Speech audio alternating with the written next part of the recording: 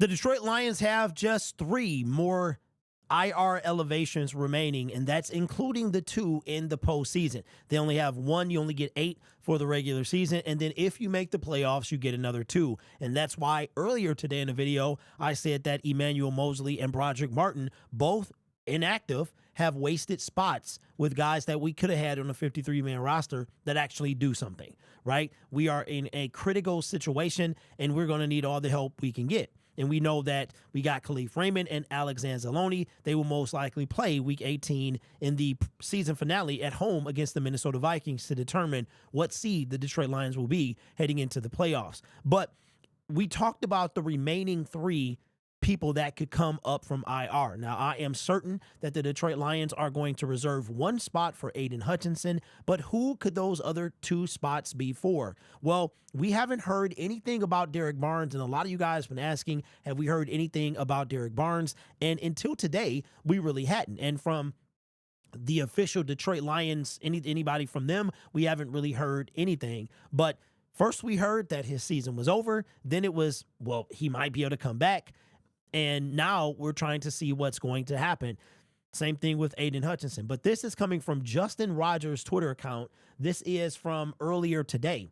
Says, after talking to Derrick Barnes and learning about his rehab progress, he had me convinced he could get back for a Super Bowl. He's moved to Altered G treadmill work and just hit front end of his post-surgery timeline. Now, it looks like that Derrick Barnes had an MCL and PCL tears. I don't know the significance of the tear, but he had those surgically repaired shortly after the injury, which was September 22nd, 104 days ago. And that's what we talk about when we talk about Hutch and the difference between a ligament joint tear and a bone break. Bone break, usually very simple, meaning it breaks. You put it together so it can fuse, it fuses, and then you're usually good to go.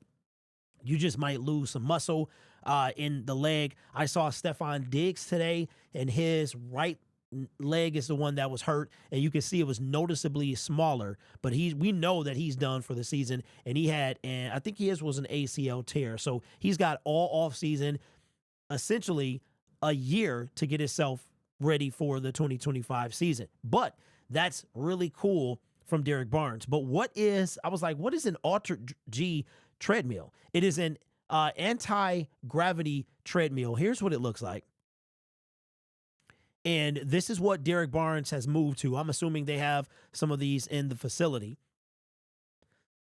Looks like you wear a little contraption. And my guess is that it holds some of your weight. So it doesn't hold all of it. You can see it here. Looks like a little air pocket is forming around your waist, which is super cool that they can do this type of thing. And I have no doubt that Derrick Barnes are doing these type of exercises where it's predominantly holding most of his weight. Now, Justin said that he was on the front end of post-surgery timetable, which means that I would assume that that is the earliest he could come back, meaning he's on the right, the earliest he could come back. So this is intriguing. Now, the Super Bowl is about 36 days away. So I would assume if Derrick Barnes can't come back now, then he's been out for 104 days. So it'll be almost, 150 days, right around 140, which is 4 months, 4.5, almost 5 months. If he can't come back by then he probably, if he's not ready to go now, then he's probably not going to return for the Super Bowl. Now, here's the cool part. Or let's talk about the 3 people that could come back from injured reserve. I think that if Derrick Barnes truly can come back, then I think that these are the 3 that will return for the Detroit Lions as far as returning from the last 3 injured reserve spots. Let me pull up the Detroit Lions injured reserve list, and you can see as we scroll to this that the names that we saw not too long ago, Alex Anzalone was at the top of the list because it is in alphabetical order. So we know that Badgley is done for the season with the torn hamstring. John Kaminsky, very unlikely that he'll return. We got that update a couple weeks ago, so we know that he's done. Davenport, we know he's done for the season. Carlton Davis was a guy that initially they said could be back for the Super Bowl. He's done for the season, but I wouldn't put it past that he could return. Khalil Dorsey is done. We know that Galvin is done. Antoine Green, Aiden Hutchinson, he would be one. Nate Lynn, Aleem McNeil, Monty, he's done. Pecco, Rakestraw is one. Rodriguez and Wingo are done for the season. So I'm going to say that it's going to be, I could see like an off chance that it's Carlton Davis, but I really think it's going to be Rakestraw. I don't know what the problem was. Ennis has been a huge disappointment this year, especially to be a second-round pick. Right now, shaping up to be an early miss from Brad Holmes. But, of course, he's a rookie. It's year one. So my three people that I think that we're going to see is going to be Hutch. They're going to reserve one spot for him. They're going to reserve one spot for Derrick Barnes. And, I mean, there's an off chance because Dan Campbell didn't say he was done. He said he was most likely. So I'm going to say that in order, to me, it would probably be Ennis Rakestraw, most likely, Carlton Davis right in the middle, and John Kaminsky less likely or least likely to return from injured reserve. So those are the three spots that I think you have. Three spots remaining. Nobody's probably going to come. Well, everybody's already come up. So we'll take those three spots into the playoffs. And I think those three spots are going to be Derrick Barnes. They're going to hold off as long as possible. We could hear if him and Aiden their window would probably open at the same time. And then I think based off injury and severity of it, because we really don't know the severity of Ennis' injury. Last I heard, it was a hamstring. I don't know if it's a hand, a knee. I don't know what it is, and how bad it is. But I could also see that he is a guy that could come back as well. So there's your three spots of the three remaining elevations. It was Iffy twice, Emmanuel, Broderick. That is 4. You've got Jalen Reeves-Maben.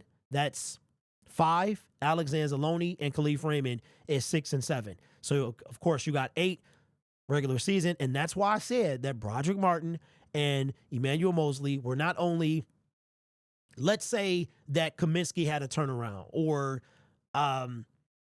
somebody else that was on this list that could make Carlton Davis. If Kaminsky and Carlton Davis could just, if it turned out that maybe Kaminsky was making more progress than Dan Campbell initially thought, or Carlton Davis, it's like, okay, because it's been, almost a month since Carlton, he got hurt during the Buffalo Bills game, so it's been 3 weeks. He's halfway done with the 6 weeks of the time that we thought the broken jaw would take. So let's say those two could come back. Broderick Martin and Emmanuel Mosley had done nothing. They really have. And even before Emmanuel Mosley was whatever illness he has going on, he was pretty much a non-factor other than special teams. And I don't even think he was a factor on special teams, to be honest with you. So that's what I mean by wasted, not only a roster spot, because Broderick and Emmanuel burned 2 spots that we could use for somebody who actually can contribute to the team, but also they burned 2 IR elevations as well. So anyway, let me know what you think down in the comments below. I am going to the game tomorrow. I'm actually checking right now for my tickets.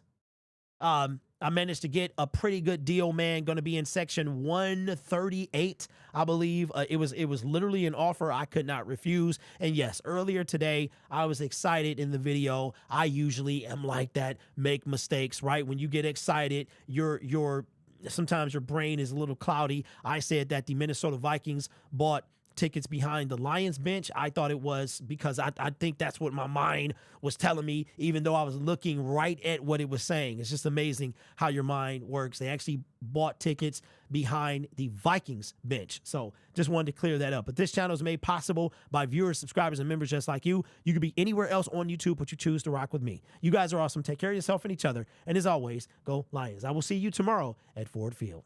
Go Lions, man. Let's get this first seed.